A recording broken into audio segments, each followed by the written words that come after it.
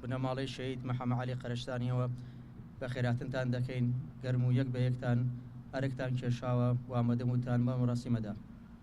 باخچەکەی شەهید لیوا محەممەد عەلی قەرەچەتانی دەکەوێتە گەڕێکی هەواری تازە لە شاری سلێمانی. ئیتر لێرەوە ئەم باخچەیە سەرڕێ ڕێبواران و شوێنی چەند سات ئارامی دەبێت بۆ ئەو ئەڤیندار و خەڵک و خێزان و کەسانەی لێرە لە باخچەی شەهید لیوا محەممەد عەلی قەرەچەتانی ستارە دەگرن. هەمومان سربەزین بە کاک حەمە عەلی بە شەهیدەکانی یەکێتی نیشتیمانی کوردستان. لە ساتی ڕێوڕسمی کردنەوەی باخچەی شەهید لیوا محەممەد عەلی قەرەچەتانی چەردەیەک لە هاوڕێ و بنەماڵە و میوان و کەسایەتی ئەوتۆ بەشدار بوون کە هەمووان ڕۆژانێک ساڵانێک پێکەوە لەگەڵ ئەو نمرە ژیابوون و زاریان پڕ بوو لە وتە و بە چەندین گزارشتی شیا و وەسفی کەسێتی و لە خۆبردووی و پاکی و کورتپەروەری شەهید لیوا محەممەد عەلی قەرەچەتانیان دەکرد. بە جۆرێک هەر کەسێک گوێی لێ دەبوو ئاواتە خواز بوو ئەو لە ژیاندا بوایە و بەشدار بووە لە خەمی ڕزگارکردنی دو ئاوات و ئامانجی گەلی کورد کە سربەخۆی یەکجاریە. زۆر پێخۆشحاڵ بووین بەوەی کەوە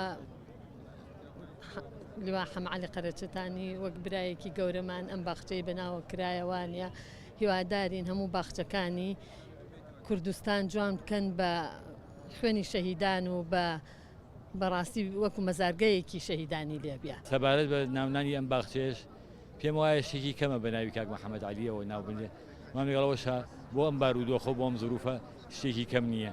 ئەگەر هات و بەڕێوەبەرایەتی باخچەکان بە سوپاسەوە گرنگی زیاتری پێ بدا و زیاتر ئاودان کرێتەوە گۆڵزاری تا بڕۆنێ و تا ڕووبەرتر بێت. کاک شەهید حەمە عەلی وەکو ئامۆزایەکە مەڕاستی هەمیشە قودوە بۆ ئێمە مامۆستامان بووە لەوە فێر بووین کە چۆن کوداتی بکەین چۆن خاکمان خۆش بێت چۆن دەستپاک و داوین پاک بین چۆن دڵسۆز بین بۆ میلەتەکەی خۆمان. هەموو باخی کوردستان بەنای هەموو شەهیدەوە بکرێ هەموو باخێک لەم کوردستانە لەبەرەوەی شەهید زۆرە زۆر یعنی هەموو کوردستان یعنی بە خوێنی شەهید سوور بووە ئەم سەربەرزی ئێستا هەمانە هەمووی بەهۆی شەهیدەوەیە. محەممەد عەلی ساڵە ئەحمەد ناسراو بە لیوا حەمە عەلی قەرەچەتانی لە دایکبووی ساڵی 1945 سلێمانی گەڕەکی کانێسکانە لە خێزانێکی مامنەوەندی کورتپەروەرە و کەسایەتێکی نیشتیمان پەروەر و ئازا و بوێر و ڕاستگۆ و زیرەک و باوەڕ بەخۆبوو و هەمیشە دەم بە پێکەنین و ڕووخۆش بووە. لە 6 یەکی ساڵی 1969 کۆلێژی سەربازی تەواو کرد و بۆتە ئەفسەر لە سوپای عێراق. ناوبراو لە ساڵی 1970 خێزانی لەگەڵ خات و پەروین خورشید بەگی سەر بە بنەماڵی شکاک پێکەناوە و خاوەنی کوڕ و کچێک بە بە ناوی سازان و لاوەند.